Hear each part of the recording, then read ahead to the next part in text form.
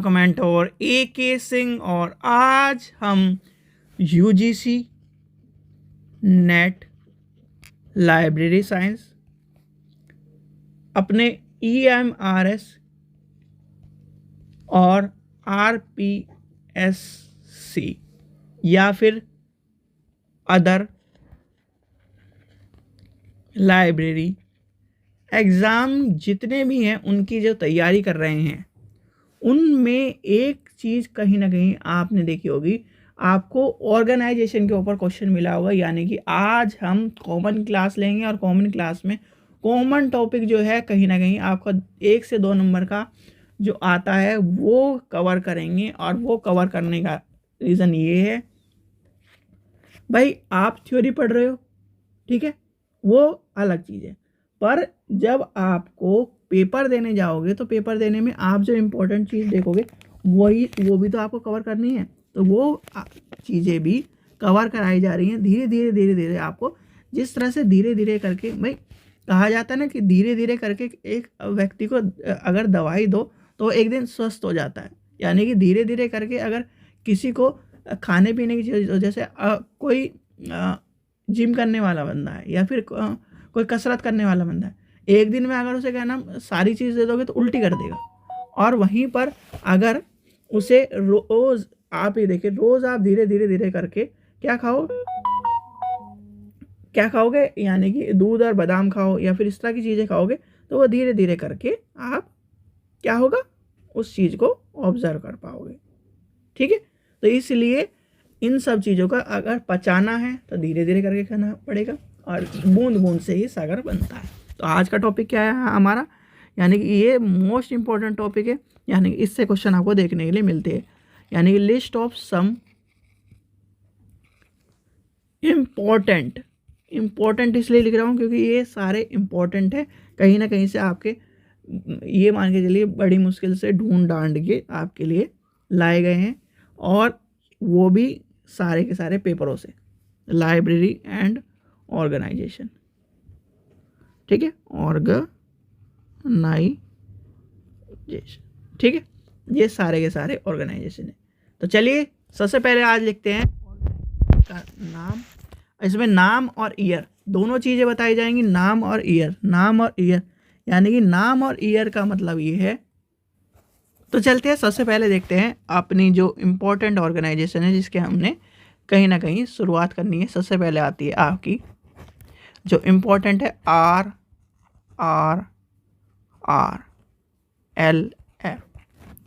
यानी कि आपकी क्या है, सबसे इम्पोर्टेंट संस्था है और इसके ऊपर कई बार क्वेश्चन आ चुका है। यानी कि आपसे फुल फॉर्म पूछी जा चुकी है, आपसे ये पूछा जा सकता है कि ये आया कब। 2 क्वेश्चन सबसे इम्पोर्टेंट है, तो ये आपको पता होना चाहिए और इसके बारे में ये पता होना चाहिए है कहाँ पर। तो RRR की फुल फॉर्म क्या है, राजा Ram Mohan Roy library foundation.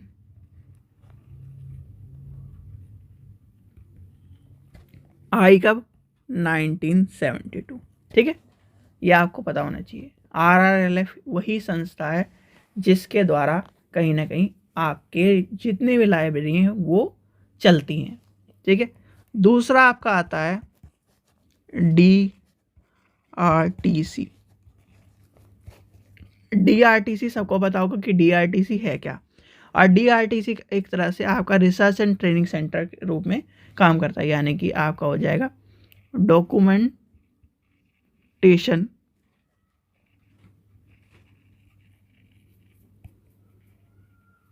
Research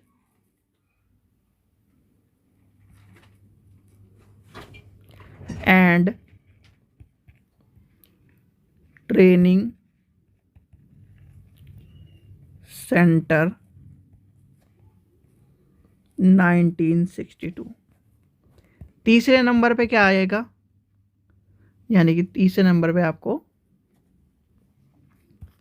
कौन, अब मैं फुल फॉर्म की जगह आपको सारी चीज़ें, यानी कि सॉरी फुल फॉर्म बोला, शॉर्ट फॉर्म की जगह आपको पूरी फुल फॉर्म भी लिखवा दूंगा, क्योंकि फुल फॉर्म और मैं थोड़ा सा आज इसलिए धीरे धीरे लिखवा रहा हूँ क्योंकि स्पेलिंग और ये सब चीज़ें आपके लिए बहुत मायने रखती है, क्योंकि इसमें लाइब्रेरी में कई बार माइनर से मिस्टेक करके पेपरों में दिया गया है। खासकर 2-3 पेपर मैंने ऐसे देखे हैं कि बस माइनर सी, और बच्चों ने क्या है, जिसने भी एकदम वो आदत होती है ना बच्चों की कि देखा और आंसर मार दिया, फिर बाद में जब उन्होंने कहीं ना कहीं बहुत सारे पेपर इस तरह के हैं कि जैसे ऑनलाइन पेपर हो रहा है और उसमें बच्चों ने रीचेकिंग की, तो रीचेकिंग में उन्होंने सही किया है और कुछ क्वेश्चनों का गलत कर दिया है। तो ये क्या है, लाइब्रेरी आपकी 1890, और ये क्वेश्चन पूछा गया है, तो इस चीज़ का भी ध्यान रखना। ये क्वेश्चन और ये क्वेश्चन कई बार पूछा गया। नेक्स्ट आता है आपका, चलिए नेक्स्ट आता है आपका खुदा बख्श ओरिएंटल लाइब्रेरी। खुदा बख्श के ऊपर क्वेश्चन कई बार आ चुका है, तो खुदा बख्श आपको पता होना चाहिए। खुदा बख्श है कहाँ, आई क्यों, ये सब चीज़ें इंपॉर्टेंट है। तो खुदा बख्श है कहाँ की, यानी कि 4 नंबर, चलिए खुदा KHUDA खुदा बख्श ओरिएंटल पब्लिक लाइब्रेरी 1891, और है कहाँ, पटना। चलिए 5 नंबर पे चलते हैं। 5 नंबर पे आपका आ जाता है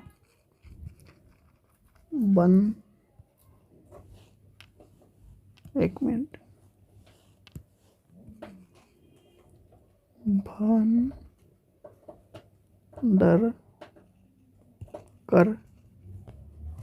ओरिएंटल रिसर्च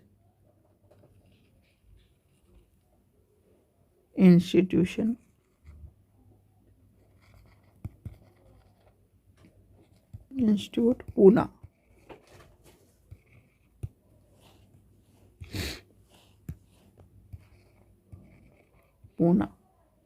और ये आया कब, 1970। ठीक है, उसके बाद आ जाता है रामपुर राज लाइब्रेरी उत्तर प्रदेश। ये कहाँ पर है, उत्तर प्रदेश में, और आया कब, 1774 में। चलिए आगे चलते हैं। चलिए नेक्स्ट देखते हैं। नेक्स्ट क्या आंसर आएगी आपकी, नेक्स्ट आ जाएगी स्टेट लेनिन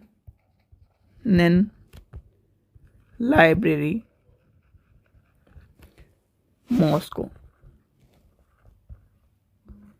सारी की सारी मैं लिखवा रहा हूँ जो अभी तक पेपर में आई हुई हैं कहीं ना कहीं, तो आपको ये अंदाजा हो जाएगा कि इनमें से कोई सारी इम्पोर्टेंट हैं और कौन कौन से। आपको एक बार को ये मान के चलिए 25-30 है, 25-30 आसानी से आप याद कर लोगे, और 2 नंबर का क्वेश्चन है, 2 नंबर आपको इसमें देखने के लिए मिलेंगे। फिर आता है नेशनल लाइब्रेरी ऑफ इंडिया, यानी कि नेशनल लाइब्रेरी ऑफ इंडिया आया कब, आज़ादी के बाद, यानी 1953। चलिए नेक्स्ट देखते हैं, अपना 9वां नंबर देखते हैं। 9वां नंबर में आपका है कोलकाता पब्लिक लाइब्रेरी, यानी कि कोलकाता। अच्छा एक चीज़ और डिफरेंस करिए, के कब आया, यानी के, सी और के, इनका जो चरण है यानी कि ईयर है वो कब परिवर्तन है। आज क्या कहते हैं, कोलकाता या कोलकाता, उसके बारे में आपको बताना है। तो कहीं ना कहीं ये आपका जीके का क्वेश्चन भी है, तो ये आपको बताना चाहिए।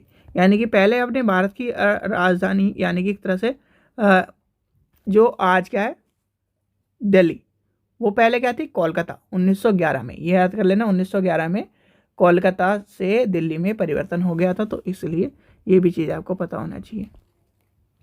तो इसका आंसर क्या है, 1836। फिर आता है नेक्स्ट देखते हैं, बिब्लियोटेक्टिकल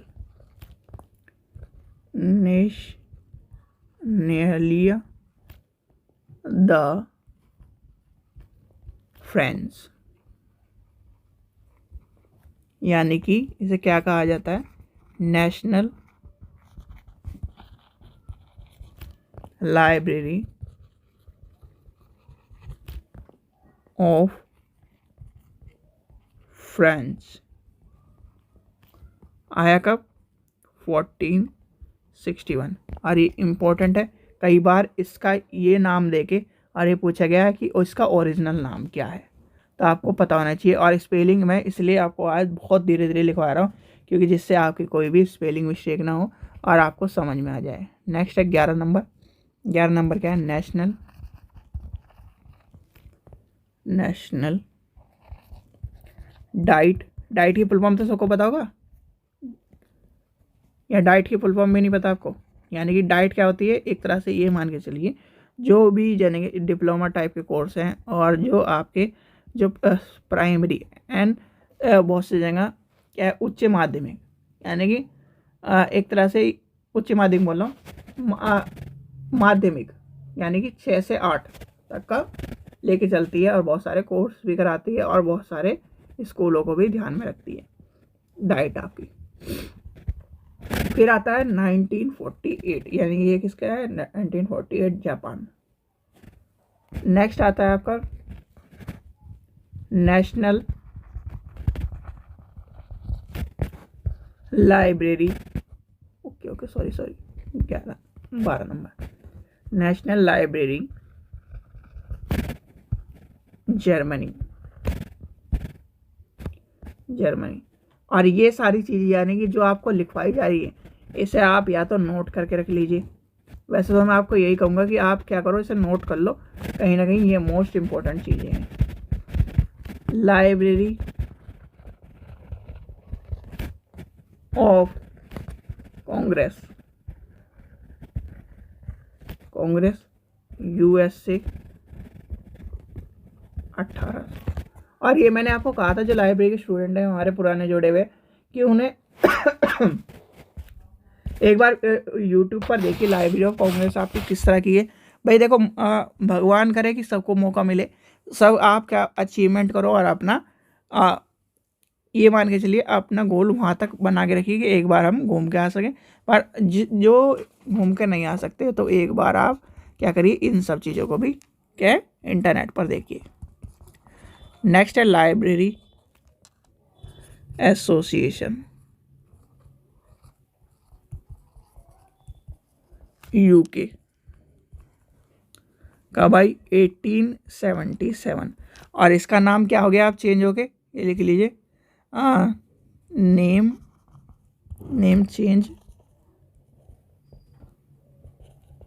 चेंज्ड अब हो गया CILIP। हुआ कब, 1902 में। और CILIP की फुल फॉर्म क्या है बताओ, CILIP की फुल फॉर्म क्या है? ये आपको मैंने कई बार करा चुका है, तो आपको ये भी पता होना चाहिए CILIP की फुल फॉर्म क्या है। कोई बता सकता है या बताना ही पड़ेगा? चलिए लिख लीजिए, क्योंकि आज हम उस चीज़ के बारे में, chartered institute of library and information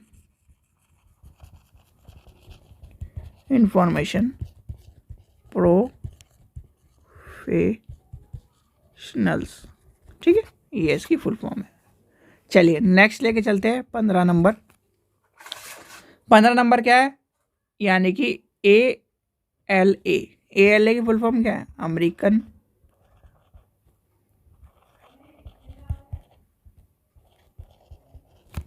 library association. आई कब, 1876 में। तो ये जो क्वेश्चन चल रहे हैं यानी कि एक तरह से ये आपको बताए जा रहे हैं, ये इसलिए बताए जा रहे हैं कि आपको जब आप पेपर उठा के देखिए, यानी कि आपको कोई भी एक रैंडमली पेपर उठाना है और उन्हें में देखना है कि कहीं ना कहीं या तो फुल फॉर्म पूछी गई होगी या ईयर पूछा गया होगा, या फिर मैच द फॉलोइंग में 4-5 के साथ एक साथ जाति करके आपसे पूछी गई होगी। क्योंकि वो जाति होती है भाई, ये मान के चलो 4 क्वेश्चन में तुमने 4 क्वेश्चन पूछने थे, 4 में से 1 बना दिया। चलिए नेक्स्ट आता है association of special library and information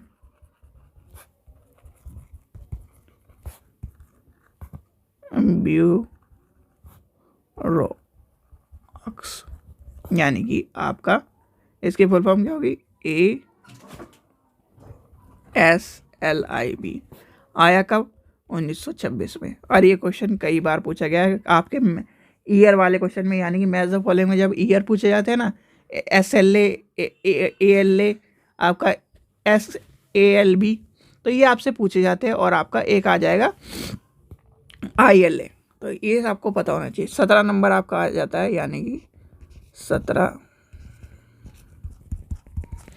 number SLA के ऊपर। ये देखो नेक्स्ट आपका SLA के ऊपर ही मिल रहा है, SLA। ये सारे के सारे अगर पेपर आपको दिखाऊं तो ये मेरा सारे पेपर पढ़े तो उसमें से कहीं ना कहीं छाट के आपके लिए रखे गए हैं। एसोसिएशन, इसकी फुल फॉर्म क्या है, आया कब, 1909 में। फिर आता है आपका 18वां नंबर, यानी कि 18 नंबर क्या होगा, जो सबसे फेमस है हमारा, क्या है, यूनेस्को। अब यूनेस्को की फुल फॉर्म भी आपको बतानी पड़ेगी, या सबको पता है यूनेस्को की फुल फॉर्म, यानी कि यूनेस्को की फुल फॉर्म क्या है, यूनाइटेड, क्या है, यूनाइटेड, आगे बताओ, सोचो थोड़ा सा। ये मान के चलिए जो आप चीज़ों को अभी ये सोच रहे होंगे ना कि आपसे इस तरह का पूछा जा रहा है, अब इस तरह का पूछा इसलिए जा रहा है कि आपको पता होना चाहिए। क्यों पता होना चाहिए, जिससे आप कहीं ना कहीं उस चीज़ को ऑब्जर्व कर सको। यानी कि लिखिए यूनाइटेड नेशन एजुकेशन, ई से education scientific and culture organisation. ठीक है, आया कब, सबको पता है 45 में आया था, यानी कि भारत के आज़ाद होने से 2 साल पहले। चलिए नेक्स्ट चलते हैं। फिर आता है आपका FID, और FID की फुल फॉर्म का कहानी सबको मैंने बता चुकी है कि FID क्या थी। पहले था FID, फिर आपका हो गया, यानी कि शॉर्ट फॉर्म में तो FID आज भी कहा जाता है, पर FID यानी कि पहले था फेडरल फॉर इंफॉर्मेशन डॉक्यूमेंट, ये किसके फॉर्म में माना जाता था। पर जब नेक्स्ट आया तो इसे अब क्या कहा जाता है, इंटरनेशनल फेडरेशन। बच्चे सबसे ज़्यादा गलती करते हैं इसमें कि आप क्या करते हो, FID का मतलब ये है, इंटरनेशनल तो होगा ही नहीं, तो इंटरनेशनल भैया, इंटरनेशनल जुड़ा हुआ है इसमें, तो ये चीज़ें आपको पता होनी चाहिए। तो क्या है, international federation for information and documentation, 1937। 20वां देखते हैं हम। इसके बाद आता है आपका दूसरा, आता है द इंटरनेशनल, यानी कि जो आपसे पूछा जाता है, the international federation for documentation,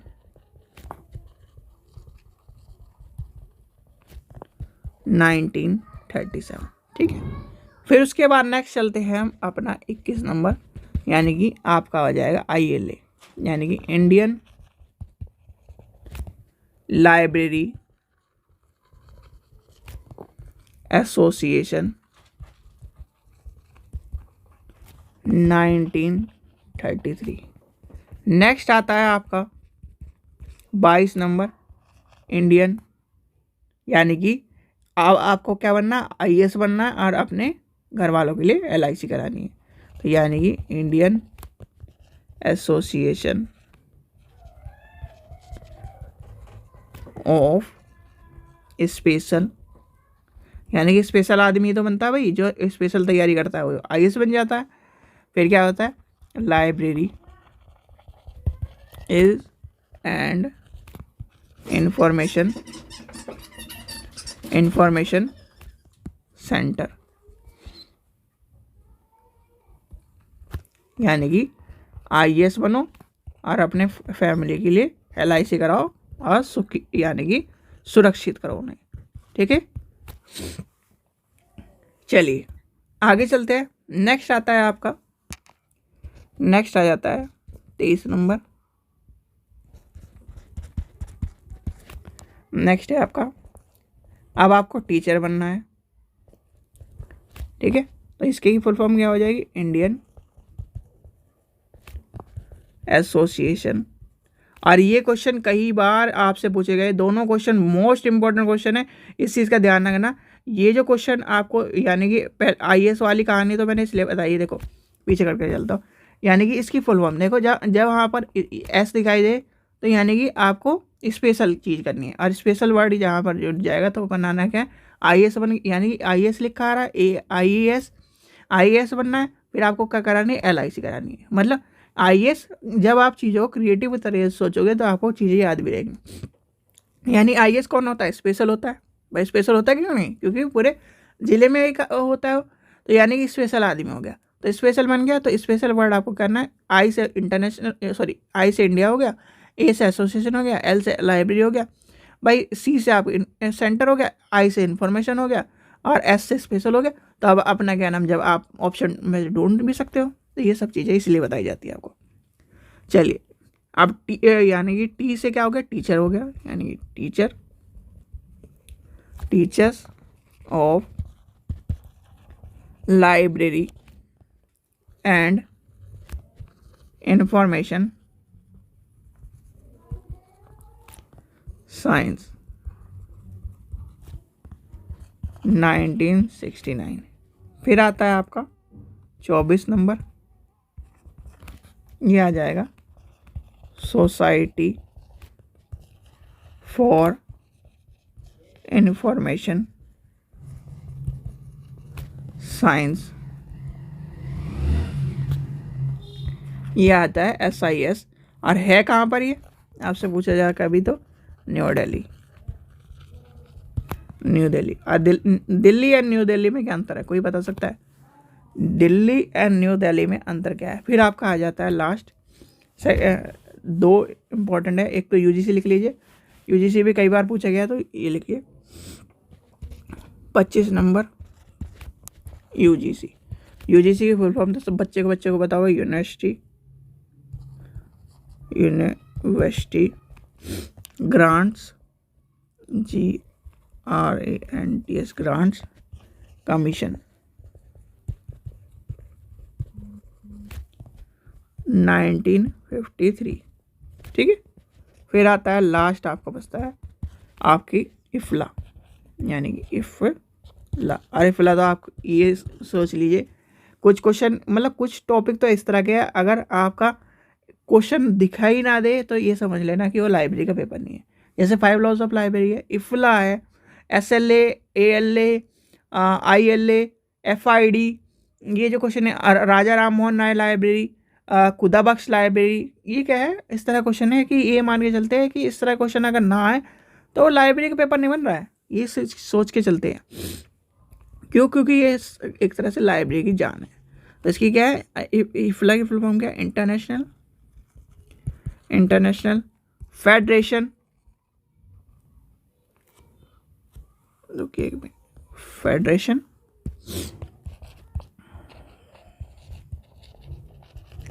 federation of library association and institution आया कब? 1927। ठीक है, ये यहाँ तक आपको मैंने सारे करा दिए कहीं ना कहीं। अब आपको क्या करना है, एक चीज़ और ऐड करनी है, एक चीज़ यहाँ से लेकर और आपको 1945 45 यानी कि 45 यानी कि ये मान के चलिए 60 तक लेके लिए इनके अंदर के क्या है, कहीं ना कहीं जो भी इम्पोर्टेंट संस्था है वो लिखने हैं आपको, क्योंकि ये सारे पूछे जैसे 1909 में क्या आया, 1909 में क्या आया था, SLA आया था आपका। ALA आप भाई सबसे पुराना दिखाई दे, यानी कि 1876 में आपको यानी कि अमेरिकन लाइब्रेरी एसोसिएशन हो गया। फिर आपका ILA आ गया 1933। तो ये क्या है, यानी 1907 में क्या आया, 1909 में क्या आया, 1926 में क्या आया, 1927 में क्या है। जब आपको मैंने DSSP की तैयारी कराया तब भी मैंने आपको एक कुछ चीज़ें कराई थी। तो कहीं ना कहीं वो चीज़ बहुत इंपॉर्टेंट है और वो क्वेश्चन पूछे गए। मैक्सिमम 3 नंबर के क्वेश्चन था, वो 3 से 4 नंबर के क्वेश्चन में आपको देखने को मिला है। फुल फॉर्म RES है, यानी कि ये जो आपको कराया गया था, आज कॉमन क्लास ली गई है। कॉमन क्लास इसलिए ली गई है कि कहीं ना कहीं आपके लिए मोस्ट इम्पॉर्टेंट एक तरह से मान के चलिए टॉपिक था और ये मोस्ट इम्पॉर्टेंट कहीं ना कहीं चीज़ थी। ठीक है बच्चों, तो आशा करता हूँ आपको वीडियो पसंद आई है। वीडियो पसंद आए तो लाइक करें, चैनल को सब्सक्राइब करें और वीडियो को ज़्यादा से शेयर करें। Thank you.